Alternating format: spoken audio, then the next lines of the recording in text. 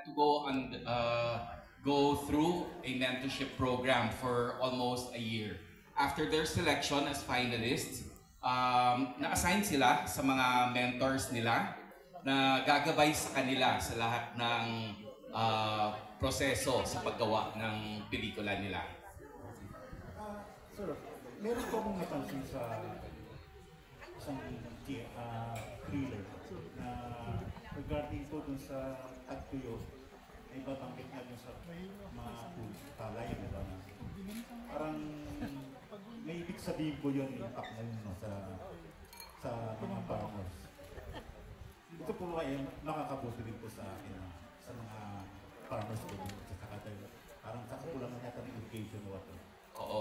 Isang documentary iyon tungkol dun sa isang method ng irrigation na matagal nang ginagamit sa somewhere in Ilocos, no? Sa loob-looban ng Ilocos na they're trying to preserve. No, it's an old way of ensuring that their rice plantations receive sufficient water during the dry season.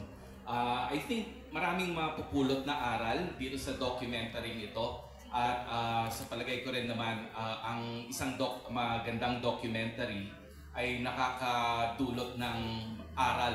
No? It's educational. Aside from being creatively assembled as a film, yung educational aspect ng film comes as a priority. Maraming salamat, Mar. We have another panelist here. Okay, we have one of the Cordilleras filmmakers, and his name is Julius Lumicat. Thank you for catching up. He is a Cordillera filmmaker and writer known for his film that Anna, Buddy, Sons of Time and Shadows of Yesterday. And in 2021, he is currently a Cinemalaya finalist for his feature film, The Wedding Dance. So, any message, Julius? Thank you very much. Sorry na late po ako. Anyway, yun po. So, thank you for Montañosa Film Festival for giving us this platform for Cordillerans to be able to showcase stories from the inside. And then, now I'm taking this next step, which is being the first Cordilleran to be an finalist in the full feature ng Cinemalaya.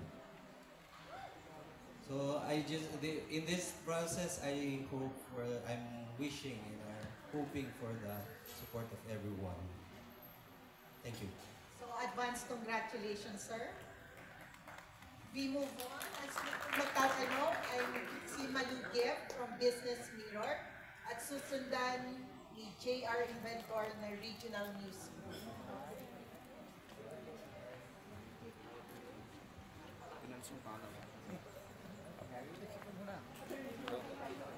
Okay, mag-usa ka rin. Nakatugaw ako ng ano yung pangalan ko? Hindi. Nauna siya na yun, di ba?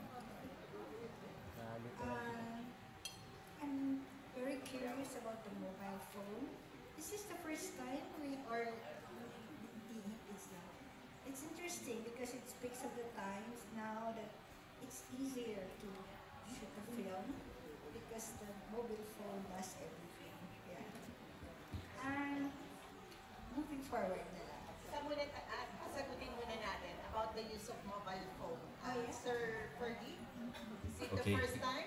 No, in every staging of the Montañosa Film Festival, we had the mobile films category.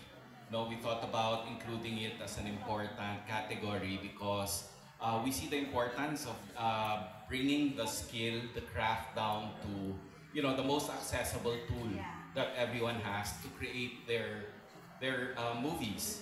Yeah, so since it's accessible and the tool fits in your pocket, it's very handy, and even editing can be done on your mobile phones. So I think it's the it's a new trend to make films using your phones. It makes it also easier to create digital content. And we saw the importance also of the mobile phone filmmaking kasi kailangan natin ma-scale up yung storytelling natin and the quality of digital content that we create. Also here it says we have a new addition, animation and children's films. Did we have entries for this, or is this something to be for the future?